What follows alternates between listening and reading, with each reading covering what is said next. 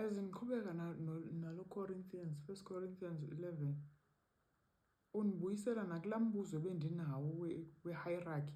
Uba kaloku mna sendiphumile kwezinto ze-hierarchy uba ndiyazibona uba zinobuzaza ezinabo ndiziqonda ndifuna noba yiphathi yazo.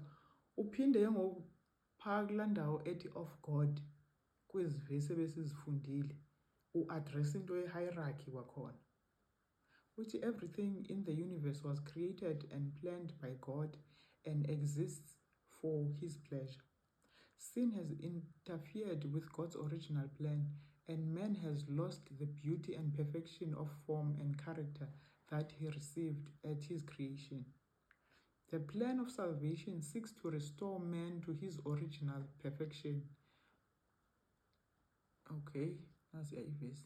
Knowing that God's hand is over all, and that he is working out his purpose in the world, both men and women should repress any tendency to give way to an expression of compliance or dissatisfaction with the way God has arranged matters. Women, recognize the guiding hand of God, and acknowledging his wisdom and love, will be content with the position assigned her by God. In turn, men will humbly confess that the present imperfection condition of things on the earth is the result of sin, and will not assume any pose of false superiority. Both will understand that God is the source of all things, of the existence of woman from man and man through woman. Such intelligent and willing acceptance of God's ordained plan will help husband and wife to attain to that ideal of an indissoluble union that is illustrated by the union of Christ and the church.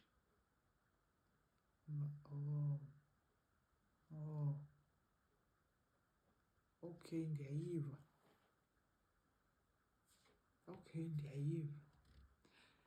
So indaba ye-hierarchy injengento okokubana abelungu baske beva incwadi enye eyayibhalwe superior race. Andiyazi yayinento okwenza ne-superior race, ndizayijonga ndiyikhumbule. Bathi bawuyiva ititle yaloo ncwadi, they ran wild with it. Bavele ba-assume uba sithi yi-superior race apha emhlabeni. So injengento yoba lena enye igender nayo kwathiwa umntu uyi-head, wavele wabaleka naloo nto yoba uyi-head ke akabuza ne-head yakhe uba ke ndiheda njani. So ndiyayiva indaba ye-hierarchy apho uyayiveza kum, but uyabona andikho ready for yona. Uzayiveza seyikendivezela ngezinye ii-videos of this guy eyi-explainer kwiividiyo eziyi-7 indaba ye-hierarchy ne-Christianity. Ndaqonda uba undibekele kakuhle ke lo tata. Mna ke unento enja yenzayo ngam. Into uba ndiyivumile noba ndiyivanga ncam, uba ndiyivumile uba hayi ndiyayivuma i-hierarchy, uyandibuyisela kuyo, uyandibonisa nesizathu nento yoba isono seza ngathi as women ku-Eve. So iyatshintsha ke ngoku iposition yethu. Njengoba sasilingana, wawusenza silingana, sehla ke ngoku sabekwa apho uba sibe under i-authority yomyeni. Ndiyayi-understanda loo nto. Hayi, ndiyayiva. Qomba ndiyarhalela uyiva ithethwa yindoda eyifundisa amanye amadoda uba kanjani. And then there's Africa, guys. Yinkinga ke apha eAfrika. We've seen a lot. Yinkinga apha eAfrika. Uyithetha kamandi kuba ungumlungu. And then there's Africa. Kuyafiwa kule continent. Control in relationships. Umuntu ufuna ukushayina ngayo i-control kwi-relationships to a point where uzibuze into okokubana why as a married man ube ngumuntu gentle with other women, but your wife. Other women get the best version, the decent version of you, the respectful version, the gentle, tender, loving, care version of you, but you are not doing that to your wife. Ihlala indiconfuse ke loo nto about Christian men. Nento yokuba nandazi apha kum ke ngoku ndandisatshatile uba sasikwazi ukumka endlini sixabene embi, but ungena kwethu egeyithini yasenkonzweni uzawuba mnandi kuhlekwe kuthini adamane ezofuna izinto apha kuwe, siyiprithende loo nto. Xa sibuyele emva siqala apho besigqibele khona.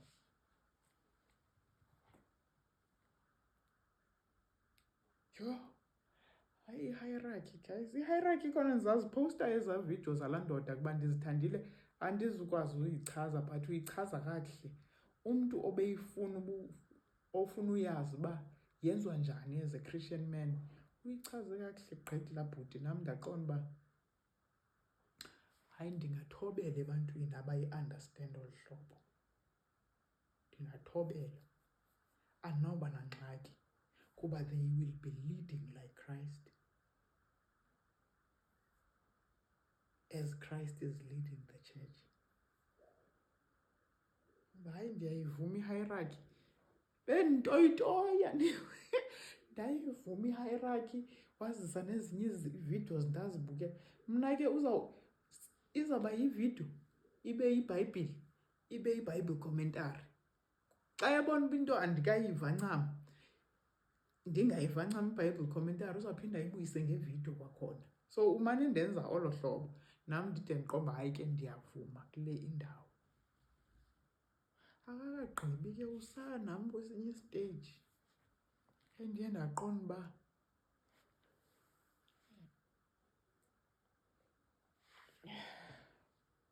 a biblical marriage is a hierarchy. It's not an equal distribution of power. It's not a collaboration. It is a top-down hierarchy. However, it's not intended to function as one, at least not permanently. Now, here's what I mean. The reason that there is so much debate over this, and we now have all of these different variations of isms like egalitarianism, complementarianism, traditionalism, and then all of the micro offshoots of each one, all of these things exist because most people incorrectly understand what a marriage actually is. So most people, when they think of marriage, they think of it first as a relationship. And then you run into the practicals of how within this relationship do we navigate conflict, which is more or less where the issue of structure and order in the relationship suddenly presents itself. Basically, who gets the final say? And since we live in a relatively socially advanced world, in most places anyway, the solution is not dictated by physical force, at least hopefully, right? And so that causes us to then have to default into alternative structures. And that's where we begin seeing all of these isms start to emerge, because we're essentially trying to negotiate what structure makes the most sense in this relationship, with the end effort being about honoring both people in the relationship while simultaneously having a power structure that allows for decisions to get made and the team or the partnership to be able to progress and advance successfully in life. The problem is that none of that has anything to do with why God created marriage. Okay, so let's start by properly defining what exactly a marriage is, right? Biblically speaking.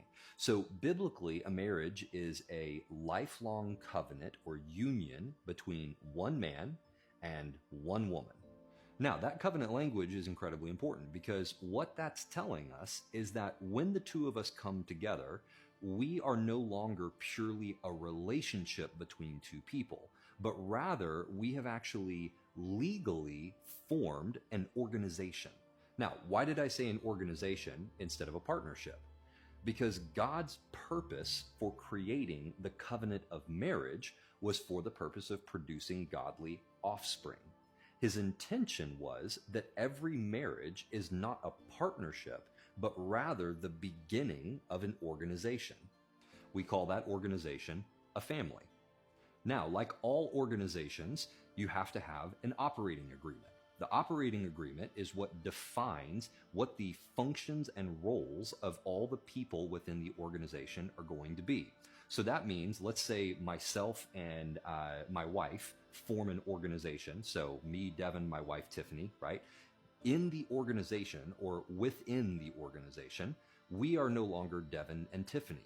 Per the operating agreement, we are also holders of offices. And those offices are called husband and wife. And so what that means is when two people get married, there is now two operating relationships, not one. One operating relationship is the personal relationship. That's where I'm Devin, she's Tiffany, and we are equals in Christ. And then the second operating relationship is within the marriage. In that relationship, I'm not Devin and she's not Tiffany. I am the husband and she is the wife. And we, together, are the officers of the organization, which would be the children. Now, here's why this is so important. It recontextualizes the verses of wives submit to your husbands and husbands love your wives. When you understand this as an operating agreement between the two officers in the company, this is no longer about patriarchy. It's no longer about men and women. It's not even about your personal relationship, right? My wife, Tiffany, doesn't submit to Devin. My wife, Tiffany, is the wife in the organization, and her office of wife submits to my office of husband. And the reason for that is that we collectively are submitted to God, who is the one who actually owns the company. That's why it says, wives, submit to your husband as unto the Lord. The submission is not actually to the husband. The submission is to the Lord. The expression of that submission is the office of wife submitting her office to the office of husband. And in the same way, the office of husband is called to love the wife and treat her well. And his submission to the Lord, the office of husband, the husband submits to the Lord by loving the office of wife, even if the person in that office is not being particularly lovable. And the reason it's set up like this is for the sake of the children. Shh. That's why it says, wives, submit to your husband as unto the Lord. The submission is not actually to the husband. The submission is to the Lord.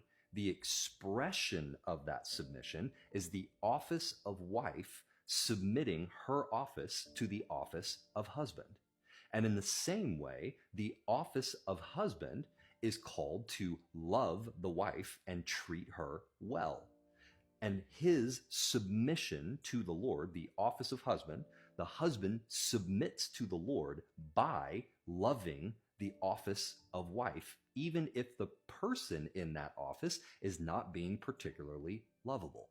And the reason it's set up like this is for the sake of the children, because God's desire from a marriage, this organization that these people formed, is for there to be godly offspring who are produced as a function of this union.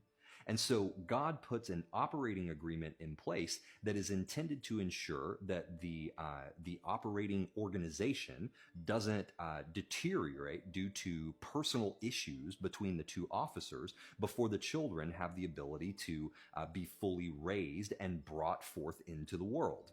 And this is literally no different than an operating agreement in a corporation where you have a CEO and a CFO that don't like each other as people, but both of them have to operate in the operating agreement of the organization.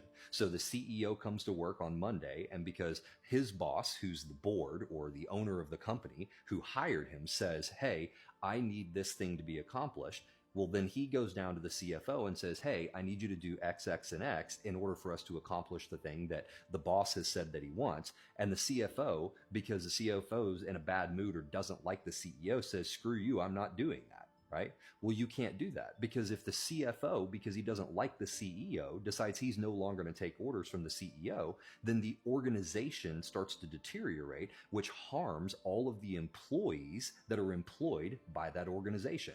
And it works the same way in a marriage. When the husband and the wife are no longer operating according to their operating agreement because of their personal disagreements, it causes the organization to collapse, harming the children who are being supported by that organization.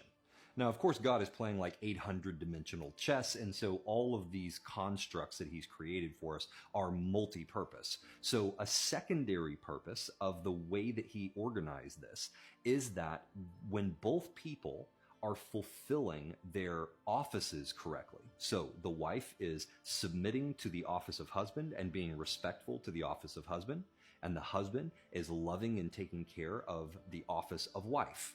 When both of those people are doing that, it creates a stable operating environment. And when you have a stable operating environment, that is the healthiest place for a relationship to emerge. Because if I know whether or not I'm having an off day, or whether or not I'm in a bad mood, or whether or not I'm perfectly being the person that you want me to be, if I know that when we show up to work, I can count on you to do your job, and you know that you can count on me to do my job, well, that creates a stable and safe environment for us to then be able to work on the personal relationship.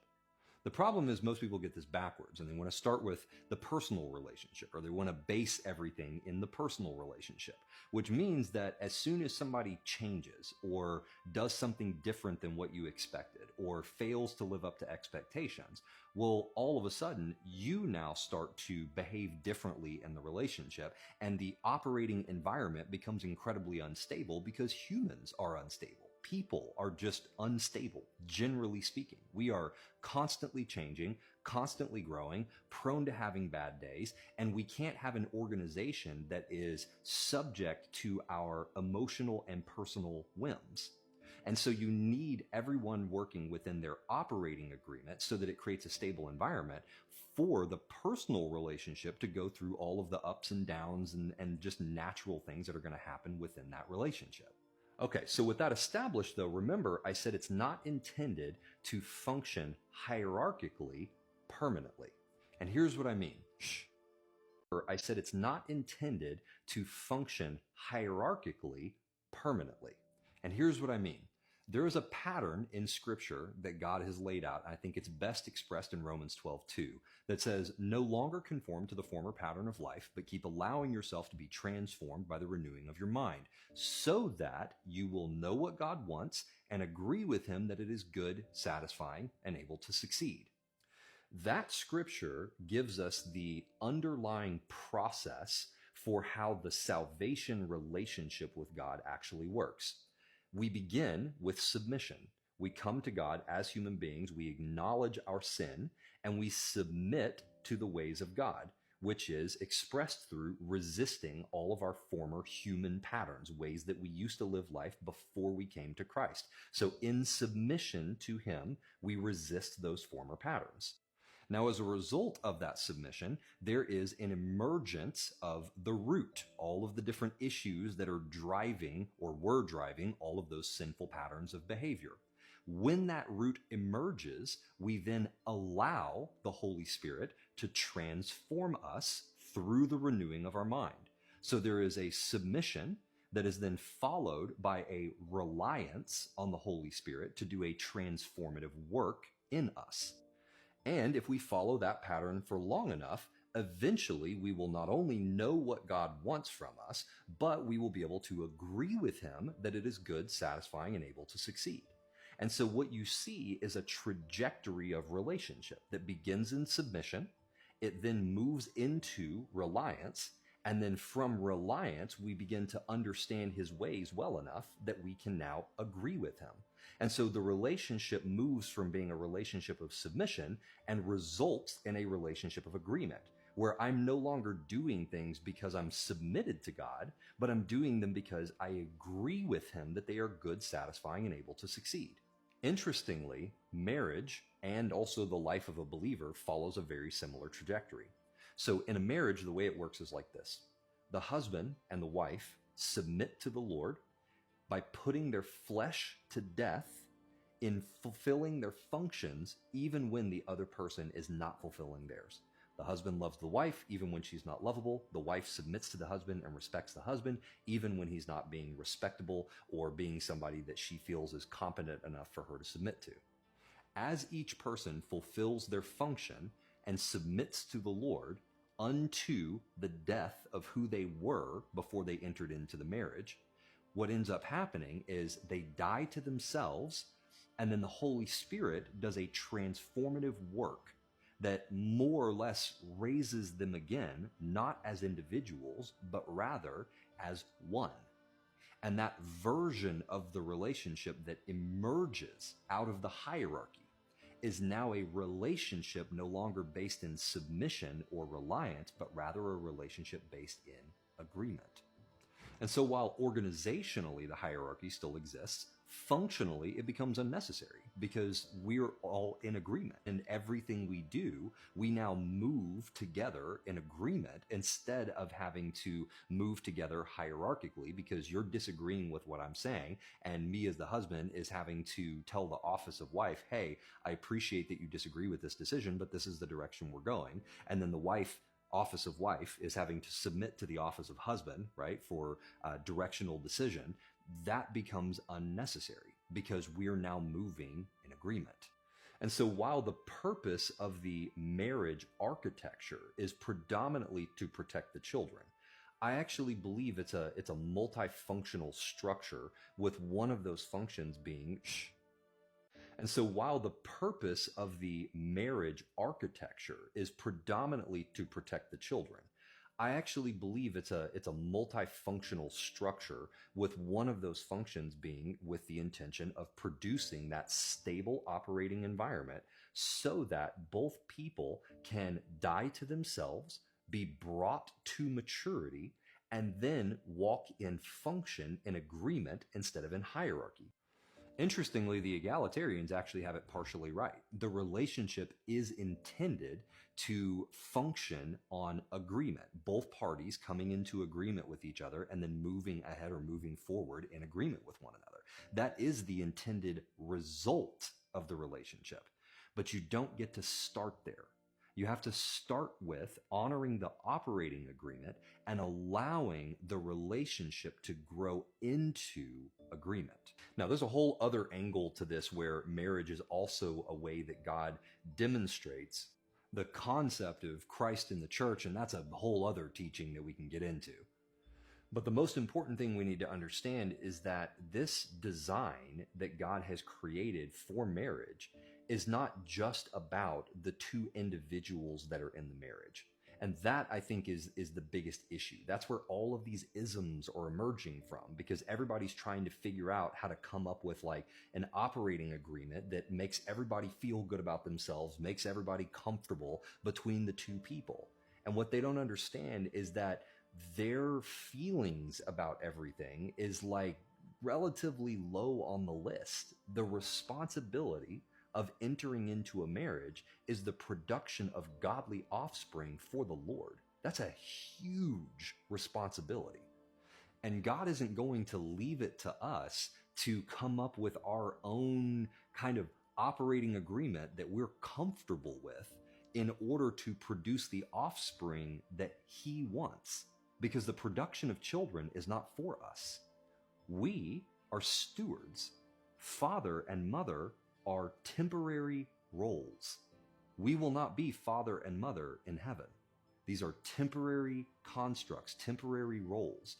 These roles of father and mother are to raise up children to know their true Father who's in heaven. And so we don't get to just make up whatever operating agreement we want, because the operating agreement is the thing that actually creates the culture of how the organization functions. And if the purpose of the organization is to produce offspring unto the Lord, then the Lord is going to be very specific about how He wants His organization to operate to ensure that the offspring that's being produced for him is being brought up in the order that he wants them to be brought up in. And so while we as the individuals in the relationship get to experience a tremendous benefit of going through the process of learning how to die to ourselves and be raised up again into a relationship of agreement, which is a profound experience as you start to experience it. I've been married for almost 20 years, and my wife and I in the last couple of years have been entering into this sort of agreement period of our relationship. And it's unlike anything, it's indescribable. Like, that experience is amazing, but that's not the primary purpose. It is a wonderful purpose, and it is a wonderful benefit that we get as being married people, but it's not the primary intention. So, in summary, marriage is a hierarchy, but it's not intended to stay that way functionally.